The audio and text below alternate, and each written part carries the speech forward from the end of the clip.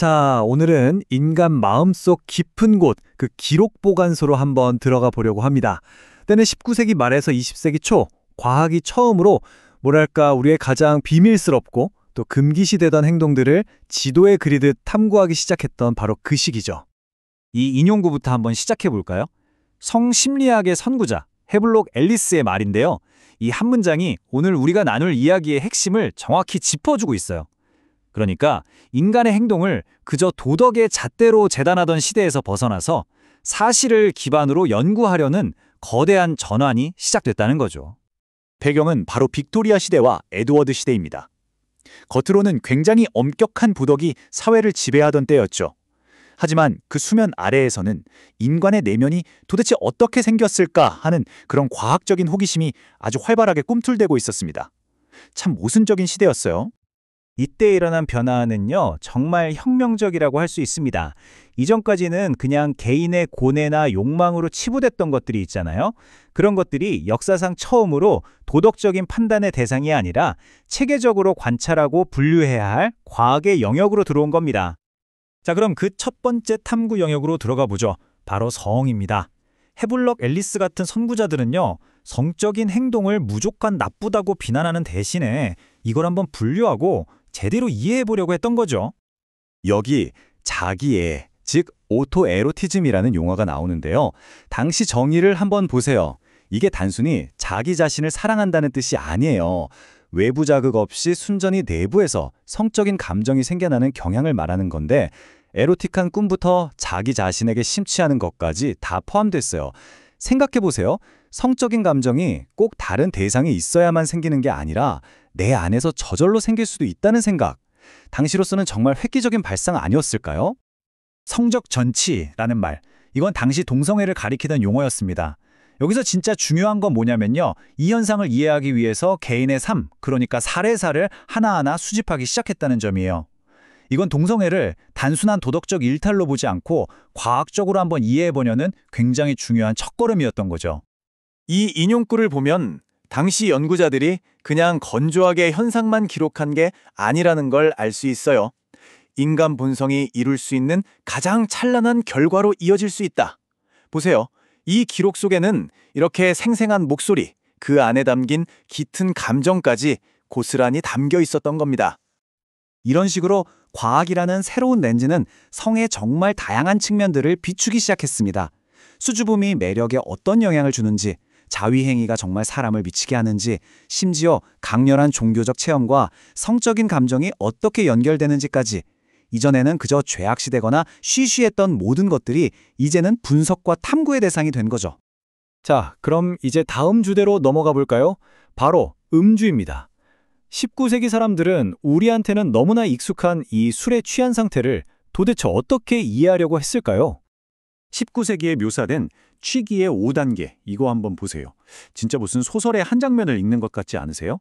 처음에는 감상적 환희로 기분 좋게 시작했다가 촛불이 파랗거나 녹색으로 보인다는 이런 혼란스러운 단계를 거쳐서 결국에는 탈진과 우울이라는 아주 어두운 결말로 끝이 납니다. 그 과정이 정말 생생하게 그려져 있죠. 당시 사람들은 술 취한 사람의 몸을 보면서 굉장히 역설적이라고 생각했어요. 한편으로는 도덕적으로 타락한 그릇인데, 다른 한편으로는 이상하게도 추위나 멍 같은 물리적인 고통에는 더 강한 모습을 보인다는 거죠.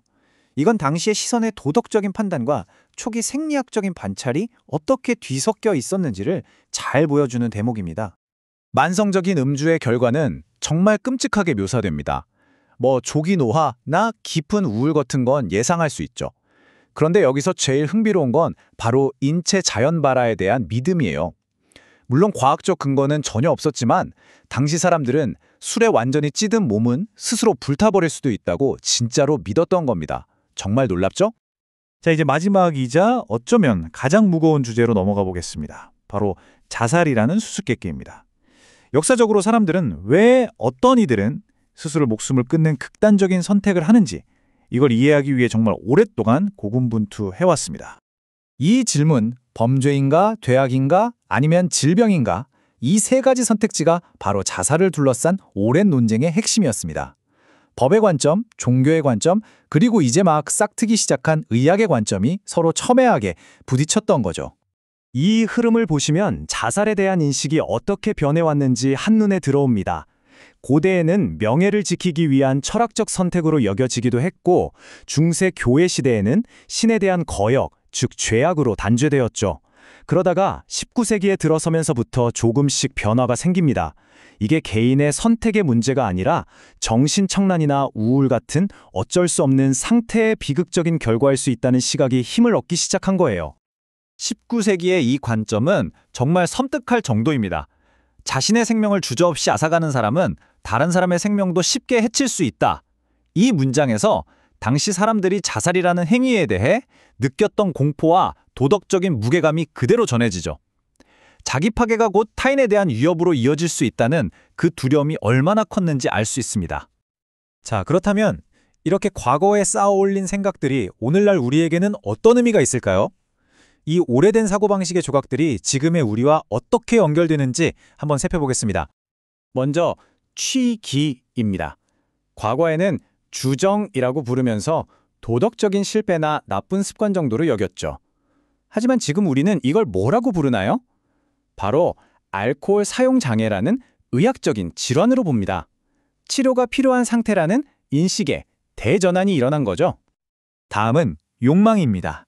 과거 성적 전치라는 말에는 심리적인 변칙, 즉 뭔가 비정상적이라는 뉘앙스가 담겨 있었어요. 연구의 대상이었죠.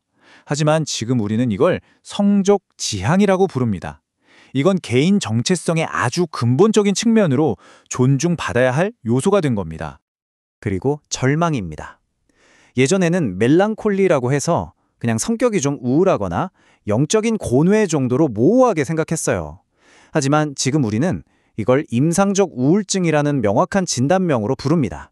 그리고 무엇보다 중요한 건 진단이 가능하고 또 치료가 가능한 정신건강의 한 상태로 이해하게 되었다는 거죠.